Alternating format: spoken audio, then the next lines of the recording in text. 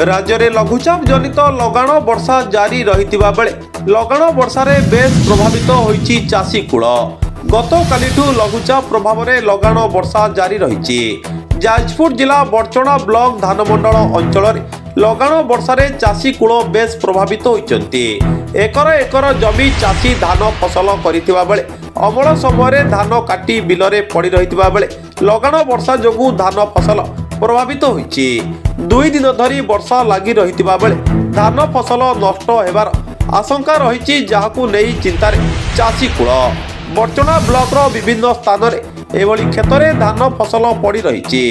धार उधार करी चाषी फसल करिथिबा बेले लगाण वर्षा रे फसल प्रभावित हेले चाषी कूल बेस प्रभावित हेबार आशंका देखा देछि। ब्यूरो रिपोर्ट सूर्यास्त न्यूज। ये 2 दिन है लघुचाप आरंभ है, किंतु आमर जो आम चाषी भाई माने धान मंडल आम बहुत लोन कर आम निर्भर कर चाष उपर निर्भर कर छुआ को पढ़ापढ़ी कर आज्ञा आम घर चलाऊ।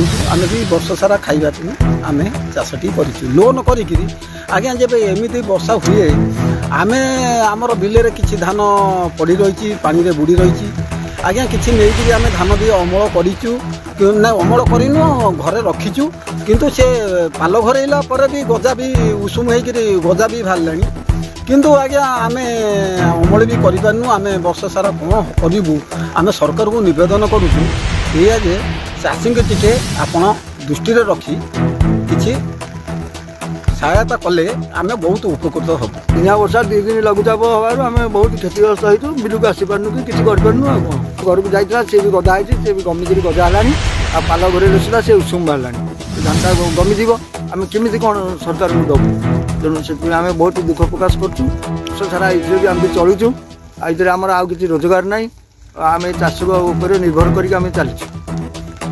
सरकार को निवेदन करते आमको किसी साहाय्य मिले आम केमी कौन कर पिला छुआ पाठ केमी पढ़ेबू आड़ जेहतु आम तो भरण पोषण होती चाषरू तेणु आम पिला छुआ पाठ केमी पढ़ेबू मैंने खाइबू केमी आगे बंचू केमी से आम सरकार सहायता किसी खोजुँ सरकार आमको किसी साहाय्य करने अनुरोध कर।